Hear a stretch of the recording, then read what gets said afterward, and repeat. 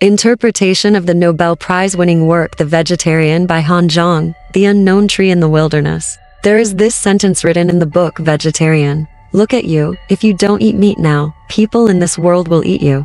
The protagonist of The Vegetarian is a woman named Yeong-hye, who originally played the role of an ordinary wife perfectly. However, after a nightmare, Yeong-hye began to refuse to eat meat or prepare meat dishes for her family. Slowly, she began to reject her identity as a human and regarded herself as a tree, needing only sunlight and water, and refusing any food or communication. In the background of dark green and dark black, abstract lines seem to want to hold the border of the tree. In the shadow of the struggling and twisted trees, a woman in a white dress sat quietly, as if all the noise in the world had nothing to do with her. This scene also awakened a huge question mark about this book. There are thousands of plants in the world. Why is there just one tree? The author Han Jiang had this speech at the award ceremony. When I am writing, I often think about a question. To what extent human violence can reach? How to define sanity and madness? How far we can understand others? I hope that The Vegetarian can answer these questions of mine.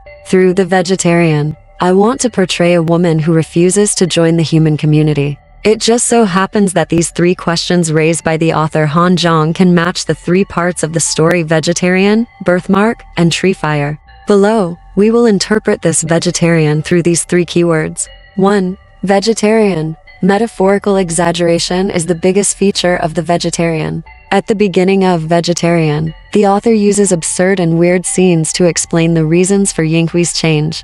The bloody scene in the dream made Yeong-hye a weird who resisted eating meat. She swam upstream, struggled to escape from that dark place, and desperately broke into a territory that was too bright and did not belong to her. This is the secret corner of Yeong-hye's heart, which is silently eroded by all kinds of violence in life. She was originally dressed in white, but over time, she became stained with blood red. In a patriarchal society, it seems that the weak should endure violence from the strong, and abnormals should be spurned by the so-called normal people. The domestic violence of his father when he was young, the cold violence of his husband in middle age, the dissuasion of people around him, regardless of the reason. The author reveals the rights that cannot be discussed in society through one branch after another. A woman is born to be a perfect housewife who can only take care of her husband and raise children. In the ordinary life, it is repeated every day, and it seems that it has been agreed upon. In a patriarchal society, the most common product women, they are born as a matter of course, and then die as a matter of course. Even if you read this book without a feminist perspective, you will have a different experience. The meat mentioned in the book is actually a metaphor for the social norms generally recognized by people. Those who seem to be incompatible with ordinary people in life are more ridiculed and coerced than understood and tolerated. In the name of for your own good, forcing them to become normal people and integrate them into the dirty river of life is not a kind of violence. Human violence or actions or words are like sharp arrows, accurately nailing the hands and feet of deviants until they lose their vitality and give up struggling, like the suffering Jesus, hanging on the lonely cross. Internet violence has become more and more rampant recently, and many of them have been targeted by deviants. Some of them died unbearably while others struggled to live with their heads held high under the abuse. Using a kind of violence as a metaphor for all kinds of violence and bullying in the world may be another intention of the author. 2. Birthmark.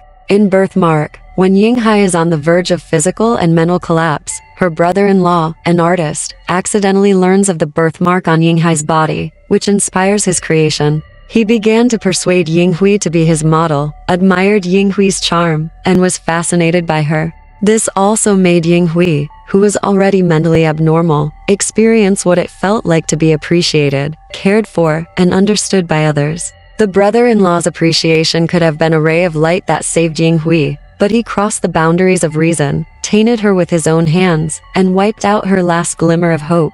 There is only one step between a sane artist and a crazy seducer. He peeked into Yeong-hye's life step by step, sinking into it step by step, and finally stepped out of the gate of reason. The eye-catching birthmark between Yeong-hye's buttocks is like an eye, revealing the desire of anyone who wants to pry into other people's lives. Perhaps for Yeong-hye, her brother-in-law is the last straw, who can save her or drown her. In the eyes of her brother-in-law, Yeong-hye has a femininity that she has never had in her husband's eyes. I think this is one of the reasons why the author wants to give her brother-in-law an artist status. Art regards imperfection as beauty and uniqueness as supreme. At this time, Yeong-hye is like an incomplete and unique work of art, so her brother-in-law understands and appreciates Yeong-hye partly from the heart, and partly to cater to this incomplete and unique work of art. The author arranged for a complex and contradictory individual like her brother-in-law to be included, which also reflects Yeong-hye's psychological struggle. In the article, the sister's perspective once wrote, "My husband likes to take pictures of things with wings. In the hospital, my husband also wanted to rush out of the railing like a bird with its wings spread. These have been revealed, and the brother-in-law is also struggling in his heart. He has low self-esteem and sensitivity, but has an undying enthusiasm for art. He struggles between art and reality. Like Yeong-hye, he also longs for self-freedom and spiritual liberation. This is why he can understand the important reasons why Yeong-hye comes from the heart. However, the story between him and Yeong-hye ended in tragedy because of that one step away." 3. Tree fire. In the ending of Tree Fire, there are flying birds and burning trees. Does this mean that Yeong-hye's sister and Hye will also awaken? The author does not give a direct answer, but leaves room for the reader's imagination. But I feel that the author has already laid the groundwork for the ending. Under the violent oppression of the patriarchal society, whether to resist or not, the former is like Yeong-hye, while the latter is the portrayal of her sister Rin-hye's obedience. Rin-hye is married to her husband, who is engaged in art. She has a successful career and family. She requires and evaluates herself based on the values in a patriarchal society. This is just an illusion in the mirror world.